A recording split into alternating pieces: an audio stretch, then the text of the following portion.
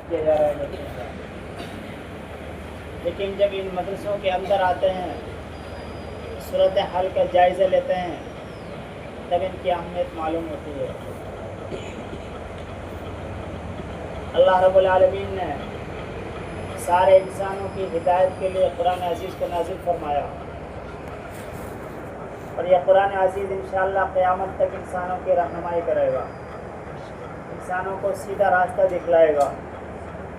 ہدایت کا راستہ صرف قرآن کریم کا راستہ ہے۔ تو الحمدللہ ان مدارس کے ذریعے سے اس قرآن کریم کی حفاظت کی جا رہی ہے، جو سارے انسانوں کے لیے رہبر ہے، رہنما ہے، سارے انسانوں کے لیے روشنی دکھا رہا ہے۔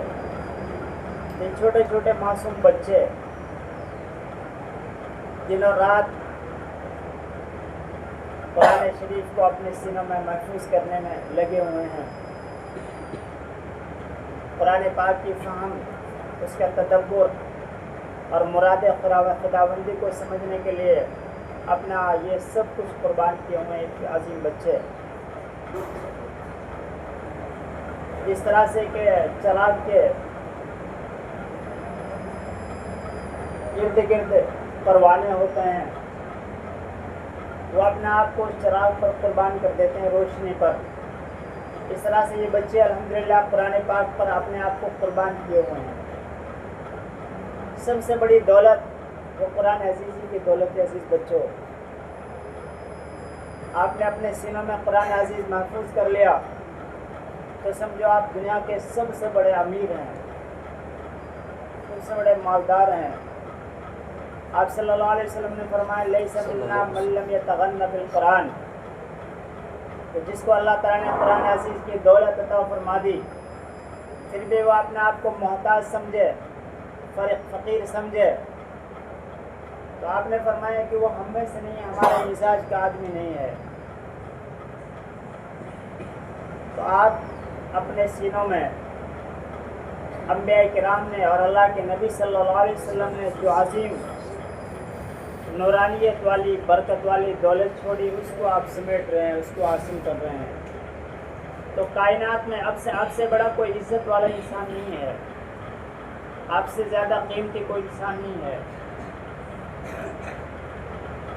آپ کو اللہ تعالیٰ نے نورانیت عطا فرمائی ہے۔ قرآن عزیز خود روشن ہے، اس کو نور مبین کہا گیا ہے، چمکتا ہوا چراغ اس کو کہا گیا ہے۔ یہ سورج اور چاند کے ساتھ اس کو تشبیہ دی گئی ہے۔ تو قرآن پاک خود روشن ہے اپنی مراد اور معنی اور مطالب کے اعتبار سے، اور دنیا کے انسانوں کو سیدھا راستہ دکھانے کے اعتبار سے۔ جس دل میں یہ قرآن عزیز آ جاتا ہے وہ دل بھی روشن ہو جاتا ہے۔ جو انسان قرآن پاک کا حامل ہے وہ انسان بھی روشن اور منور ہو جاتا ہے۔ حضرت شیخ الہند رحمۃ اللہ علیہ نے بہت بڑی بات کہی تھی، بہت بڑی۔ جب وہ اسیر مالٹا تھے، انگریزوں نے ان کو قید میں ڈال دیا تھا، شریف مکہ کے ذریعے سے ان کو گرفتار کروایا گیا مکہ سے اور جیل میں ڈال دیا مالٹا کے میں۔ تو جب وہ جیل سے رہا ہوئے، انہوں نے قوم کو دیکھا، اپنے ملک کے حالات کا جائزہ لیا، تو فرمایا کہ مجھے